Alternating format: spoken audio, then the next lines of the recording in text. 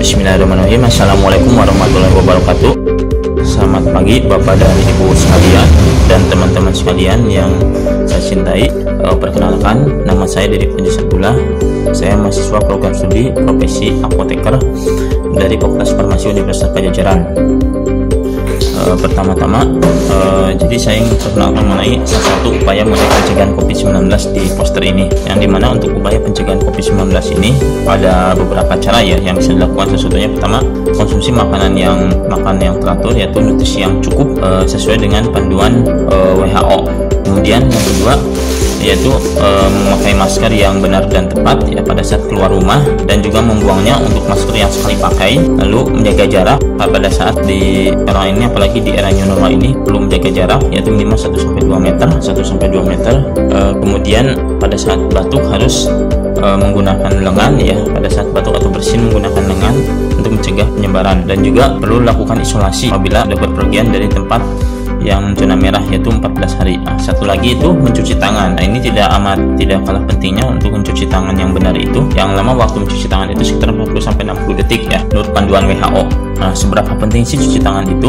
Nah, cuci tangan itu untuk mencegah COVID-19 itu amat penting, apalagi di era new normal ini ya, yang dimana setiap kita sudah melakukan aktivitas di luar yang padat, perlu melakukan cuci tangan sebelum masuk ke rumah. Yaitu cuci tangan yaitu mengikuti 12 ini ya, 12 tahap ini cuci tangannya. Karena cuci tangan ini mampu menghilangkan virus corona yang kemungkinan menempel di tangan kita ya. Apabila kita sudah memegang sesuatu di luar sana, memang kita tidak tahu apakah benda itu atau mungkin kita bersama dengan orang, apakah memang kita terkena virus tersebut atau tidaknya. Maka dari itu, untuk mengantisipasinya karena tidak tahuan kita, maka otomatis kita perlu melakukan cuci tangan secara rutin. Di sini ya, kita harus tahu tahap-tahap cuci tangan yang benar, yaitu sekitar 40-60 detik. Yang pertama, basahi tangan dulu, tangan kita dengan air yang mengalir. Jadi bukan diambil dari air yang menggenang, tapi dari air yang mengalir. Kemudian setelah itu tuangkan sabun cair 3-5 cc untuk menyabuni permukaan tangan. Kenapa harus dipakai sabun cair? Karena kalau sabun itu sendiri sebenarnya dia memiliki kemampuan untuk mengikat virus ya, bahkan menghilangkan virus dari tangan kita ya, dibandingkan alkohol yang memang sifatnya itu dia dibandingkan alkohol yang dianggap mengurangi atau menghilangkan virus dari tangan, lebih baik menggunakan sabun ya. Sabun baik itu sabun apapun, sabun tangan maupun kalau tidak ada sabun tangan, sabun mandi pun bisa ya. Kemudian gosok kedua tapak tangan kita secara lembut ya dengan arah memutar yang sudah dilihat. Tahap ketiga. Tahap keempat, kemudian gosok punggung dan sela-sela jari tangan kiri dan tangan kanan dan sebaliknya. Setelah itu gosok kedua tapak tangan dan sela-sela jari. Kemudian gosok ujung jari tangan secara bergantian dengan posisi saling mengunci. Gosok dan putar ibu jari dengan tangan lalu secara bergantian. Ini tahap ketujuh. Lalu gosok dengan memutar ujung jari-jari tangan kanan di telapak tangan kiri dan sebaliknya. Tujuannya adalah untuk menghilangkan semacam kayak bakteri yang menempel, kuman yang menempel di kuku jari kita ya. Nah, setelah itu kemudian bilaslah. Setelah semua tersabuni, semua permukaan tangan baik itu jari, punggung tangan dan sebagainya, bilas kedua tangan dengan air yang mengalir. Nah, setelah bilas kedua tangan dengan air yang mengalir, keringkan tangan kita dengan handuk, atau kalau tidak ada handuk pakai kertas tisu ya, sekali pakai. Atau mungkin kalau misalnya di tempat seperti kita akan masuk ke bank ya, masuk ke suatu tempat yang dimana contohnya tempat yang formal, contohnya itu di bank. Nah, kita sering disediakan namanya itu pengiring ya, pengiring tangan. Nah, itu juga bisa digunakan untuk mengeringkan tangan. Nah, lalu gunakan handuk atau kertas tisu untuk menutup keran ya. Untuk menutup keran, jadi ketika kita untuk menutup keran itu jangan menggunakan tangan kita sendiri ya, karena kita tidak tahu yang memegang keran itu siapa saja. Maka otomatis tutup keran itu ya dengan tisu, kemudian tisu itu buang ke tempat sampah. Dan sekarang tangan kita dalam keadaan bersih. Nah, untuk cuci tangan yang benar ini pastinya perlu ada beberapa waktu yang bisa dilakukan, yaitu ada 5 momen penting, waktu penting untuk cuci tangan pakai sabun. Yang pertama, sebelum makan. Pastinya sebelum makan tangan kita harus dalam keadaan bersih ya, dan dalam keadaan bersih baik dari manapun itu ya, baik itu sudah beraktivitas ataupun tidak beraktivitas pun. Karena ketika misalnya kita di rumah, nah kita menggunakan laptop, HP, otomatis itu adalah salah satu jalur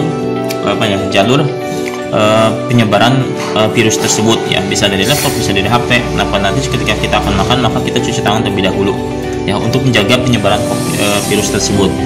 Nah, sebelum menyentuh makanan pastinya ya, sebelum makan pasti berhubungan dengan sebelum menyentuh makanan juga. Nah, setelah kita buang air besar, sebenarnya sebelum buang air besar pun kita perlu cuci tangan ya, untuk mencegah supaya pada saat kita buang air besar atau buang air kecil kan kita menyentuh bagian tubuh kita, otomatis perlu cuci tangan. Tapi setelah buang air besar dan buang air kecil kita lebih ini lagi ya dalam mencuci tangan, jadi lebih ketat lagi ya, yaitu dengan menggunakan air sabun untuk mencegah penyebaran kuman. Kemudian bagi ibu menyusui, sebelum menyusui ya, dan setelah beraktivitas. Nah ini yang memang sering kita lakukan ya, apabila kita beraktivitas di era new normal ini, wajib kita sebelum masuk ke kosan ya atau ke rumah, kita perlu cuci tangan sebelum kita menyentuh apapun, baik itu menyentuh makanan atau sebelum kita bersantai, kita perlu melakukan cuci tangan dengan 12 tahap ini. Setelah beraktivitas, tujuannya adalah untuk mencegah terjadinya penyebaran COVID-19 ya. Nah ini ada hotline atau nomor emergensi, hotline COVID-19 atau nomor emergensinya yaitu 119/9.